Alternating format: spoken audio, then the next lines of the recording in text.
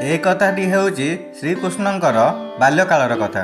थरे श्रीकृष्ण गोटे गछ तଳରେ बसी बंशी बजाउଥିଲେ। ସେହି ସମୟରେ ଗୋଟିଏ ହରିଣଟି ତାଙ୍କ ଆଡ଼କୁ ଦୌଡ଼ି ଆସିଲା ଆଉ ହରିଣଟି ତାଙ୍କ ପଛପଟେ ଯାଇ ଲୁଚିଗଲା। ସେ ହରିଣଟି ବହୁତ ଡରି ଯାଇଥିଲା। ଶ୍ରୀକୃଷ୍ଣ ହରିଣ ମୁଣ୍ଡରେ ହାତ ବୁଲାଇ କହିଲେ, କ'ଣ ହେଲା, ତୁମେ କାହିଁକି ପଛରେ ଲୁଚୁଛ? ସେହି ସମୟରେ ହରିଣକୁ ପିଛା କରୁଥିବା ଗୋଟିଏ ଶିକାରୀ ସେଠାରେ ଆସି ପହଞ୍ଚିଗଲେ ଆଉ ଶିକାରୀଟି କହିଲେ, ଏହା ମୋର ଶିକାର ଅଟେ। ଦର୍ଶକ ବନ୍ଧୁ, ଆପଣମାନେ ଭିଡ଼ିଓଟିକୁ ଲାଇକ୍ କରିଦିଅନ୍ତୁ ଆଉ ଯେଉଁ ବ୍ୟକ୍ତିମାନେ ସବସ୍କ୍ରାଇବ୍ କରିନାହାନ୍ତି ଆମ ଚ୍ୟାନେଲଟିକୁ ସବସ୍କ୍ରାଇବ୍ କରିଦିଅନ୍ତୁ। ଶିକାରୀଟି ଶ୍ରୀକୃଷ୍ଣଙ୍କୁ କହିଲେ, ଏହା ଉପରେ ମୋର ଅଧିକାର ଅଛି, ଏହାକୁ ମୋତେ ଦେଇଦିଅନ୍ତୁ। ଏହା ଶୁଣି ଶ୍ରୀକୃଷ୍ଣ କହିଲେ, ସମସ୍ତ ଜୀବିତ ପ୍ରାଣୀ ତାଙ୍କର ନିଜର ଅଧିକାର ଅଛି ତାଙ୍କ ପ୍ରାଣ ଉପରେ, ତା ଛଡ଼ା ଆଉ କାହାର ଅଧିକାର ନାହିଁ ସେଥି ଉପରେ। ଏହା ଶୁଣି ଶିକାରୀଟି କହିଲେ, ଏହା ମୋର ଶିକାର ଅଟେ, ଏହାକୁ ଆଜି ମୁଁ ମାରିକି ଖାଇବି। ଏହା ଶୁଣି ଶ୍ରୀକୃଷ୍ଣ କହିଲେ, କୌଣସି ଜୀବିତ ପ୍ରାଣୀ ତାକୁ ମାରିକି ଖାଇବା ପାପ ଅଟେ। କ'ଣ ତୁମେ ପାପର ଭାଗିଦାର ହେବା ପାଇଁ ଚାହୁଁଛ? ମାଂସ ଖାଇବା ପାପ ନା ପୁଣ୍ୟ ତୁମେ କ'ଣ ଜାଣିନାହ? ଏହା ଶୁଣି ଶିକାରୀଟି କହିଲା, ମୁଁ ତ ଆପଣଙ୍କ ପରି ଶିକ୍ଷିତ ନୁହଁ, ମୁଁ ବା କେମିତି ଜାଣିବି ମାଂସ ଖାଇବା ପାପ ନା ପୁଣ୍ୟ? କିନ୍ତୁ ମୁଁ ଏତିକି ଜାଣିଛି, କୌଣସି ଜୀବକୁ ମାରିକି ଖାଇବା ଏହା କୌଣସି ଦୁଃଖ କଥା ନୁହଁ। ମୁଁ ତାର ମାଂସ ଖାଇବା ଦ୍ୱାରା ତାର ଜନ୍ମ ବନ୍ଧନରୁ ତାକୁ ମୁକ୍ତି କରୁଛି। ତାହେଲେ କ'ଣ ପାଇଁ ମୋତେ ମାଂସ ଖାଇବା ପାଇଁ ମନା କରୁଛନ୍ତି? ଆଉ ଏଇ ହରିଣଟିକୁ ମାରିକି ତାକୁ ବି ମଧ୍ୟ ମୁକ୍ତି କରୁଛି, ମୋତେ କ'ଣ ପାଇଁ ଅଟକଉଛ? ମୋତେ ତ ଉତ୍ସାହ କରିବା କଥା। ଯାହା ମୁଁ ଶୁଣିଛି ଜୀବ ହତ୍ୟା କଥା ଯାହା ଶାସ୍ତ୍ରରେ ଲେଖା ଅଛି, ରାଜା ମଧ୍ୟ ଶିକାର କରିବା ପାଇଁ ଭଲ ପାଆନ୍ତି। ତାହେଲେ ମାଂସାହାରୀ କ'ଣ ପାଇଁ ଗୋଟେ ଖଳ ପ୍ରକୃତି ଅଟେ? ଏହା କ'ଣ ପାଇଁ ପାପ ଶ୍ରେଣୀରେ ଆସିଥାଏ? ଏମିତି ଏ ଶିକାରୀଟି ଶ୍ରୀକୃଷ୍ଣଙ୍କୁ କହିବା ପାଇଁ ଲାଗିଲେ। ଶ୍ରୀକୃଷ୍ଣ ବୁଝି ସାରିଥିଲେ କି ଏ ଲୋକଟି ମାଂସାହାରୀ ହୋଇଥିବାରୁ ତାର ବୁଦ୍ଧି ଗୁଡ଼ିକ ଭ୍ରଷ୍ଟ ହୋଇଗଲାଣି। ସେ ତାର ଚିନ୍ତା କରିବାର ଶକ୍ତି ଏବଂ ବୁଦ୍ଧି ହରାଇ ସାରିଲାଣି। ଶ୍ରୀକୃଷ୍ଣ କହିଲେ, ଏହି ବିଷୟରେ ମୁଁ କୌଣସି ରାୟ ଦେବି ନାହିଁ। ମୁଁ ତୁମକୁ ଗୋଟିଏ ଛୋଟ କଥା ଶୁଣାଉଛି, ୟାକୁ ସମ୍ପୂର୍ଣ୍ଣ ଭାବରେ ଶୁଣିଲା ପରେ ତୁମେ ହିଁ କହିବ ମାଂସାହାରୀ ପାପ ନା ପୁଣ୍ୟ। ତାପରେ ଶିକାରୀଟି ଭାବିବା ପାଇଁ ଲାଗିଲା, ଏଥିରେ ତ ମୋର କୌଣସି କ୍ଷତି ତ ନାହିଁ, ଯାଉଛି ଏଇ କଥାଟି ଶୁଣିନେବି ଆଉ ମୋର ବି ମନୋରଞ୍ଜନ ହେଇଯିବ ଆଉ ମାଂସ ମଧ୍ୟ ମିଳିଯିବ। ଏହାପରେ ଭଗବାନ ଶ୍ରୀକୃଷ୍ଣ ଆରମ୍ଭ କରିଲେ। ଥରେ ଗୋଟିଏ ରାଜ୍ୟରେ ଚାଉଳର ଉତ୍ପାଦନ କମ୍ ହୋଇଥିବାରୁ ଖାଦ୍ୟର ଅଭାବ ଦେଖାଗଲା। ତେଣୁ ରାଜା ଚିନ୍ତା କରିଲେ, ଯଦି ଏହାର କିଛି ସମାଧାନ ନ କରାଯିବ ତାହେଲେ ସଞ୍ଚିତ ଖାଦ୍ୟ ମଧ୍ୟ ସରିଯିବ ଆଉ ଭବିଷ୍ୟତରେ ଅଧିକ ଖାଦ୍ୟ ସଙ୍କଟ ଦେଖାଯିବ। ରାଜା ନିଜ ସଭାରେ କହିଲେ, ଖାଦ୍ୟ ସମସ୍ୟାକୁ ଦୂର କରିବା ପାଇଁ ଶସ୍ତା ଜିନିଷ କ'ଣ ଅଛି? ଏହା ଶୁଣି ମନ୍ତ୍ରୀମାନେ ଚିନ୍ତା କରିବା ପାଇଁ ଲାଗିଲେ। ଚାଉଳ, ଆଳୁ, ଗହମ ଏହା ସବୁକୁ ଉତ୍ପାଦନ କରିବା ପାଇଁ ବହୁ ସମୟ ଲାଗିଥାଏ। ଏହା ଶୁଣି ଶିକାର କରିବାକୁ ଭଲ ପାଉଥିବା ଗୋଟେ ମନ୍ତ୍ରୀ ଭାବିଲେ, ଏହା ହିଁ ପ୍ରକୃତ ସମୟ ଅଟେ। ସାରା ରାଜ୍ୟରେ ଆଖିବୁଜା ଶିକାର କରିବା ପାଇଁ ରାଜାଙ୍କ ଠାରୁ ଅନୁମତି ମାଗିବେ, ଭଲ ହେବ। ତାପରେ ସଭାରେ ଏହି ମନ୍ତ୍ରୀ ଜଣକ କହିଲେ, ସବୁଠୁ ଶସ୍ତା ଖାଦ୍ୟ ପଦାର୍ଥ ହେଉଛି ମାଂସ। ଏହା ପାଇଁ ଅନ୍ୟ କୌଣସି ଜିନିଷର ଆବଶ୍ୟକତା ନଥାଏ।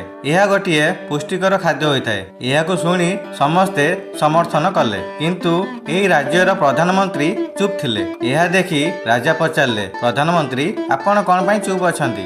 ଆପଣ ଆପଣଙ୍କର ମତ ରଖନ୍ତୁ। ମୁଁ ଜମା ଏହାକୁ ମାନୁନାହିଁ ଯେ ମାଂସ ଗୋଟିଏ ଶସ୍ତା ପଦାର୍ଥ ଅଟେ, ତଥାପି ମୁଁ କାଲି ଏହାର ରାୟ ରଖିବି।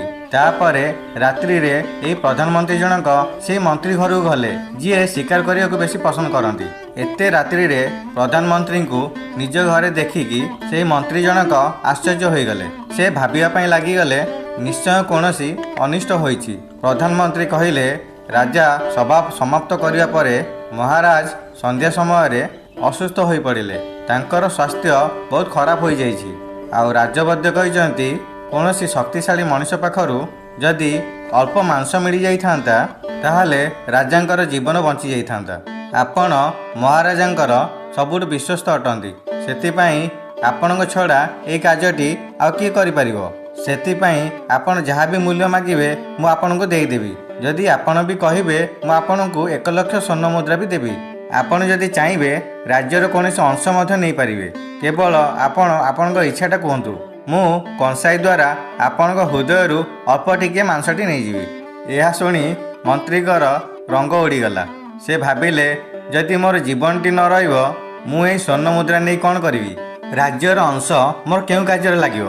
ସେ ସାଙ୍ଗେ ସାଙ୍ଗେ ନିଜ ଘର ଭିତରକୁ ଗଲେ ଆଉ ତାଙ୍କ ବାକ୍ସରୁ 1,00,000 ସ୍ୱର୍ଣ୍ଣ ମୁଦ୍ରା ନେଇ ଆସିଲେ। ସେହି ମୁଦ୍ରାକୁ ଆଣିକି ପ୍ରଧାନମନ୍ତ୍ରୀଙ୍କ ଗୋଡ଼ ତଳେ ପଡ଼ିଗଲେ ଆଉ କାନ୍ଦି କାନ୍ଦି କହିଲେ, ପ୍ରଧାନମନ୍ତ୍ରୀ ମହାଶୟ, ମୁଁ ଆପଣଙ୍କ 1,00,000 ସ୍ୱର୍ଣ୍ଣ ମୁଦ୍ରା ସହିତ ମୋର 1,00,000 ସ୍ୱର୍ଣ୍ଣ ମୁଦ୍ରା ମିଶାଇ ଦେଇ ଦେଉଛି। ଆପଣ ଏହି ସ୍ୱର୍ଣ୍ଣ ମୁଦ୍ରାକୁ ନେଇ ଆପଣ ଅନ୍ୟ କୌଣସି ମନ୍ତ୍ରୀ ପାଖକୁ ଯାଆନ୍ତୁ, ତାଙ୍କର ହୃଦୟର ମାଂସ କିଣି ନିଅନ୍ତୁ, କିନ୍ତୁ ଆପଣ ମୋତେ ଛାଡ଼ି ଦିଅନ୍ତୁ, ଯେମିତି ଏହି କଥାଟି ଅନ୍ୟ କାହାକୁ ନ ଜଣାପଡ଼େ। ମୁଁ ଆପଣଙ୍କୁ ବିନତି କରୁଛି। ଏଥର ପ୍ରଧାନମନ୍ତ୍ରୀ ବୁଝି ସାରିଥିଲେ। ବାସ୍ ସେ ଟିକେ ଡରାଇବା ପାଇଁ ଚାହୁଁଥିଲେ। ପୁଣି ପ୍ରଧାନମନ୍ତ୍ରୀ କହିଲେ, ହେ ମନ୍ତ୍ରୀ ମହାଶୟ, ଆପଣଙ୍କ ଶରୀର ବହୁତ ବଳବାନ ଅଟେ। ଆପଣଙ୍କ ଚେହେରା ସହିତ ମହାରାଜାଙ୍କର ଚେହେରା ମଧ୍ୟ ମିଶି ଯାଉଛି।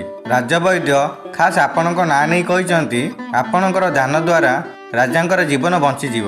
ଆପଣ ଯଦି କହିଦେବେ, ମୁଁ ଆପଣଙ୍କୁ ପ୍ରଧାନମନ୍ତ୍ରୀ ପଦ ମଧ୍ୟ ମୁଁ ଦେଇଦେବି। ମୁଁ ଆପଣଙ୍କର କର୍ମଚାରୀ ହେଇକି ଜୀବନସାରା ରହିବି, କିନ୍ତୁ ପ୍ରଜାଙ୍କ ଠାରୁ ଆମ ରାଜାଙ୍କୁ ଛଡ଼ାଇ ନିଅ ନାହିଁ। ମନ୍ତ୍ରୀ ମନେ ମନେ ଭାବିଲେ, ମୁଁ ସମ୍ପୂର୍ଣ୍ଣ ଭାବରେ ଏଠି ଫସିଗଲି। ଆଉ ସାଙ୍ଗେ ସାଙ୍ଗେ ପ୍ରଧାନମନ୍ତ୍ରୀଙ୍କ ଗୋଡ଼ ତଳେ ପଡ଼ିଗଲେ। କହିଲେ, ପ୍ରଧାନମନ୍ତ୍ରୀ ମହାଶୟ, ମୁଁ ଏହି କାମ ପାଇଁ ସମ୍ପୂର୍ଣ୍ଣ ଅଯୋଗ୍ୟ ଅଟେ। ଯେତେବେଳେ ପ୍ରାଣ ହିଁ ନ ରହିବ, ସେତେବେଳେ ଏ ପ୍ରଧାନମନ୍ତ୍ରୀ ପଦକୁ ନେଇ ମୁଁ କ'ଣ କରିବି?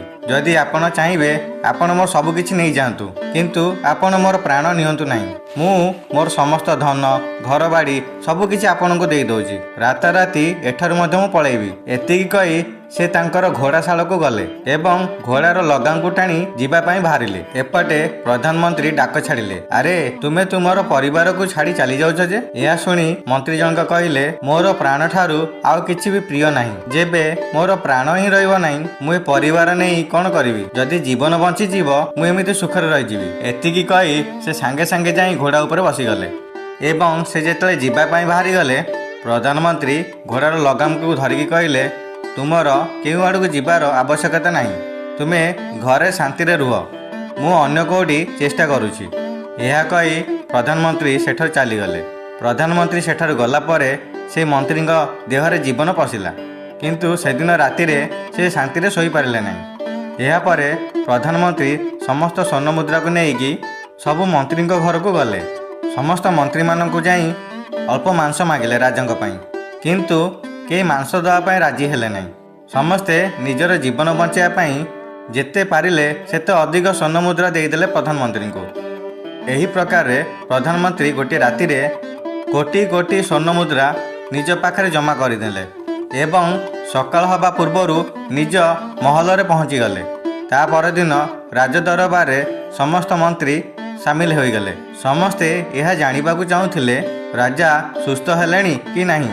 ସମସ୍ତେ ସମସ୍ତଙ୍କ ଆଡ଼ୁ ଅନଉଥିଲେ, ହେଲେ କେହି କାହାକୁ କିଛି କହୁନଥିଲେ। ସମସ୍ତେ ରାଜବୈଦ୍ୟଙ୍କୁ ଦେଖା କରିବା ପାଇଁ ଚାହୁଁଥିଲେ, ଯାହାଦ୍ୱାରା ରାଜାଙ୍କର ସ୍ୱାସ୍ଥ୍ୟ ଅବସ୍ଥା ବୁଝିହେବ। ସେପଟେ ପ୍ରଧାନମନ୍ତ୍ରୀ ସମସ୍ତ ସୈନ୍ୟଙ୍କୁ ଆଦେଶ ଦେଲେ, ଯେଉଁ ପର୍ଯ୍ୟନ୍ତ ମହାରାଜା ସଭାକୁ ଆସିନାହାନ୍ତି, ସେ ପର୍ଯ୍ୟନ୍ତ କୌଣସି ମନ୍ତ୍ରୀ ମହଲ ବାହାରକୁ ଯାଇପାରିବେ ନାହିଁ। କିଛି ସମୟ ପରେ ଯେମିତି ରାଜା ତାଙ୍କ ସିଂହାସନକୁ ଆସିଲେ ଆଉ ସବୁଦିନ ପରି ରାଜସିଂହାସନରେ ବସିଲେ, ସମସ୍ତ ମନ୍ତ୍ରୀମାନେ ଏହା ଦେଖିଲେ ଯେ ମହାରାଜ ତ କୌଣସି ଦୃଷ୍ଟିରୁ ଅସୁସ୍ଥ ଲାଗୁନାହାନ୍ତି, ଯେମିତି ତାଙ୍କର କିଛି ବି ହେଇନାହିଁ। ପ୍ରଧାନମନ୍ତ୍ରୀ କ'ଣ ଆମକୁ ସବୁ ମିଛ କଥା କହିଲେ? ସବୁ ମନ୍ତ୍ରୀମାନେ ମନେ ମନେ ଏହି କଥାକୁ ବିଚାର କରୁଥାନ୍ତି, କିନ୍ତୁ କେହି କିଛି ବି କହିପାରୁନଥିଲେ।